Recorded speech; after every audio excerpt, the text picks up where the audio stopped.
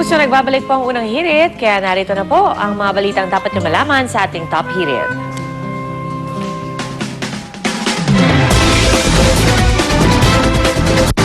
Kahapon pa lamang puno na ng mga bulaklak ang kapilya sa The Heritage Park kung saan ibuburol nga po ang Comedy King na si Dolphy.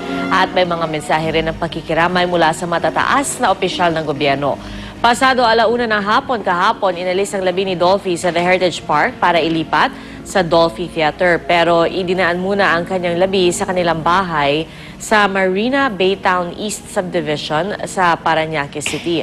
Bago kasi pumanaw, makailang beses daw na sinabi ng Comedy King na nais na niyang umuwi. Hindi matatawaran ang naging kontribusyon sa larangan ng sining ng hari ng komedya na si Dolphy. At kahit ngayong pumanaw na siya, buhay pa rin ang usapin sa pagiging national artist ni Mang Pidol. Hindi man pinalad na makuha ang naturang titulo ng manominate noong 2009, otomatiko na raw nakabilang ang Comedy King sa pinagpipilian para hirangin pambansang alagad ng sining ngayong taon.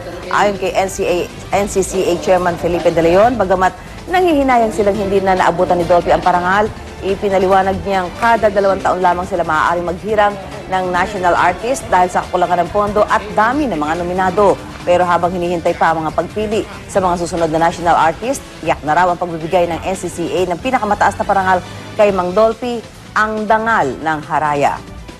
Magyang mga kasamahan ni Comedy King Dolphy sa showbiz, labis rin ang kalungkutan sa kanyang pagkawala. Ayon sa nakatrabaho niya si Belia Flores, wala raw maikukumpara kay Dolphy pagdating sa pagiging artista at gayon din ang pakikisama niya sa mga kapwa-artista. Labis na maikinalungkot ni Gladys Reyes ang pagkawala ng isa sa mga haligi ng industriya. Sa kabila raw kasi ng mga balitang humihina na ang lagay ng Comedy King simula po noong Hunyo, iba pa rin daw ang nabalitaan niyang pumanaw na ang hari ng komedya. Yung kanyang pagkatao, ibang klase, darling. Ibang klase, walang kamukha. Marami. Ako, I've been here in the business for 60 years. Wala siyang kapareho. Sa katotohanan niya, napaiyak talaga kami mag-asawa. Nung, lalo na nung nalaman namin, nung napanood namin ulit yung mga palabas ni Tito Dolphy, yung mga interviews niya. Kahit na sabihin mo pang alam naman natin, labas-masok siya sa ospital, alam naman natin na talagang matindi yung karamdaman niya, no? Pero iba pa rin pala yung kapag ka nalaman mo na wala na siya, iba pa rin pala yung alam mong hindi mo na siya mapapanood. Iba pa rin pala talaga, sobrang nakakalungkot rin. Nag-iwan ng malaking marka sa si Comedy King Dolphy sa mga lugar kung saan siya nagsimula. Isa nga sa pinagmamalaki ni Dolphy ang pagiging laking tondo niya. Sa katunayan, nangupahan ang kanyang pamilya sa isang bahay sa Hermosa Street sa Kagalangin Tondo noong 1957. Ang mga naging kapitbahay at kaklase niya tulad ni Lolo Rogelio Garlan, sariwa pa ang mga alaala kay Dolphy. Saksi raw siya sa pagiging magalang at palabati ni Mang Dolphy sa lahat ng kanyang kapitbahay. Ang ilang apo ni Dolphy tulad ni Roel Quizon sa Tondo pa rin nakitira. Isa naman sa paborito niyang tambayan ay ang isang bake shop sa Bocobo Street sa Maynila. Ayon sa may-ari ng bake shop, ilang dekada na raw nilang suki si Dolphy at napakabait at down-to-earth daw ng Comedy King. Ilang larawan naman na nakadisplay pa rin hanggang ngayon sa Manila Grand Opera House kung saan unang nagtanghalang Comedy King. Bagamat ngayon ay isa na itong hotel, buhay pa rin ang alaala ng hari ng komedya sa lugar na ito. Pero bago pa manahasa ang galing ni Dolphy sa pagkanta at pagsayaw, nagtitinda muna siya ng mani sa labas ng mga teatro. Samantala mga kapuso, habang buhay nang nakatatak sa puso ng kanyang mga kaanak ang alaala ng kanilang minamahal na si Mang Dolphy. At ang ilan nga sa kanila, ipinaramdam pa ang kanilang walang hanggang pagmamahal sa pamamagitan ng pagpapatato ng kanyang muka. Tulad na lamang ng bunsong anak na lalaki na si Vandolph na ipinatato ang imahe ng ama na nananalangin. Kwento ng tattoo artist na si Jamie De Leon, habang isinasagawa raw ang session ay nagkwento si Vandolph ng kanyang masasayang alaala kasamang ama. At ikinagulat din ni Jaime na wala pang 24 oras matapos ang session ay nalaman niyang pumanaw na si Dolphy. Ang apo naman ni Dolphy na si Roel, ipinakita rin kahapon dito po sa unang hirit ang 2 tattoo ng mukha ng kanyang lolo. Sa kabila ng kanyang kasikatan bilang isang komedyante, likas pa rin daw na matulungin at busilak ang puso ng nag-iisang Comedy King na si Dolphy. Ayon mismo sa mga nakatrabaho niya sa showbiz, sariwa pa rin sa alaala ng aktres na si Jenny Sorado nang tulungan siya ni Dolphy noong nakikipaglaban pa siya sa sakit na breast cancer. Bukod pa rito, malaki rin daw ang naging tulong ni Dolphy sa kanyang showbiz career. Malaki rin daw ang naitulong ng hari ng komedya kay Maybelline de la Cruz na hindi raw pinagdamutan ng ama-amahan. Saksi rin daw siya sa mga binibigyan ng tulong ni Dolphy noong nakasama niya ito sa Home Along the Riles. At kahit may tuturing ng haligi ng showbiz si Dolphy, hindi rin niya nakakalimutan tulungan ang kanyang industriya. Sa katunayan, isa si Dolphy sa mga nagtayo ng MOWEL Fund o Movie Workers Welfare Fund, kung saan ilan sa mga tinulungan nila ay ang mga manggagawa sa showbiz industry. Sa pagdagsa ng maraming tagahanga ng hari ng komedya upang masilayan siya sa huling pagkakataon, bit-bit nila ang kanilang mga alaala, pati na ang kanilang mumunting memorabilia kay Manong Dolphy. Marami sa kanila dumayo pa mula sa mga lalawigan para lang bumisita. Ilan lamang sa karaniwang bit-bit, mga lumang larawan ng Comedy King. Ang isa nga larawan ni Dolphy mula pa noong 1988 sa 1988 magazine ng Dala na matagal na raw niyang pinagkakaingatan. Ang iba naman may mga personal ding litrato kay Dolphy. Ipinagluluksa rin sa iba't ibang bahagi ng Pilipinas ang pagpanaw ni Comedy King Dolphy.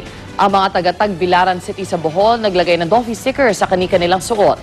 Bukod sa tanda ng pagluluksa, paraan din daw ni Leon para bigyang galang ang hari ng komedya. Plano naman ng lokal na pamahalaan ng Bulacan na bigyan ng posthumous award si Dolphy. Tubong Balagtas, Bulacan kasi ang ama ni Dolphy na si Melencio Quizon.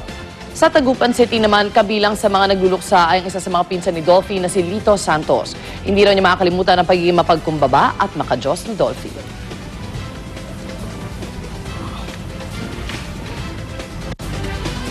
Samantala, patuloy po ang pagdating naman nakikiramay sa pamilya ng yumaong Comedy King na si Dolphy. Nasa The Heritage Park sa Taguig si Rhea Santos at Ivan Mayrina. Rhea, Ivan? Alright, yes, Igan. At sa barkada ng unang hirit, magandang umaga sa inyo. Nandito pa rin tayo sa The Heritage Park sa Taguig at nasa likuran nga namin, no, dito magaganap yung public viewing na inaasahan natin mangyayari alas 8 ngayong umaga. Handang-handa na po ang lugar. Katunayan, may mga lubid na po, no, na nakaset up dito para magkaroon ng sistema mamaya yung pagpila ng mga tao. At ngayong sa mga oras ito, nagdadatingan na isa-isa yung mga miyembro ng pamilya Quizon. Naririto na ngayon si Eric, si Ronnie at ang apo na si Roel. Naririto na rin si Rolly Quizon. At maganda po ang panahon. Mukhang hopefully mabiyayaan tayo ng magandang panahon ngayong araw na ito para na rin po sa inaasahang pagdagsa ng mga tagahanga at makikiramay sa pagyao po ng ating Comedy King. Samantala, statement po ng GMA Network, nakikiramay po ang GMA Network sa naiwang pamilya ng hari ng komedya. Malungkot man ang kanyang naging paglisan, nagsilbing inspirasyon ng buhay ni Mang Dolphy sa industriya ng showbiz. Lubos po ang pasasalamat ng GMA Network sa Comedy King, sa bawat ngiti, halakhak at sayang dulot ng kanyang mga pagganap sa entablado man, pelikula o telebisyon. Tiyak na mas masaya ang langit ngayong naroon na siya. Ang kanyang pamanay mananatili sa bawat puso ng Pilipino sa buong mundo. Base po sa schedule, no, na naibigay po sa atin kahapon pa, sa linggo yung inaasahang libing ng Comedy King na si Dolphy. Hindi lang po natin alam kung magiging bukas pa ito sa publiko. Wala pa ho tayong detalye ng mangyayari sa linggo. Pero ang nakuha ho natin ay simula ngayon hanggang Sabado, magkakaroon ho ng window para nga makadalaw itong mga tagahanga, ang publiko, para makita yung kanilang iniidolo. Inaasahan nga ho natin na libo-libo ang dadagsa dito sa The Heritage Park simula ngayong araw na ito hanggang bago ilibing ang ating Comedy King. Alright, yan po ang mga huling pangyayari muna dito. Back to studio. Maraming salamat, Rhea Santos at Ivan Mayrina. Mga kapuso, ibinabao naka-half mass ang mga watawad ng Pilipinas sa ilang lugar sa Maynila. Ito po'y bilang simbolo daw ng pagluluksa sa pagpanaw ni Comedy King Dolphy. Ilan lamang sa mga ito ang Manila City Hall, Bonifacio Shrine at Florentino Torres High School sa Gagalangin, Tondo, kung saan po nag-aral ng first at second year high school si Dolphy noong 1940 hanggang 1942. Manilenyo po kasi si Comedy King, laking Tondo at nagtanghal din sa maraming lugar sa Maynila bago pa man sumikat bilang isang ganap na aktor. Hiling naman ng ilang kaibigan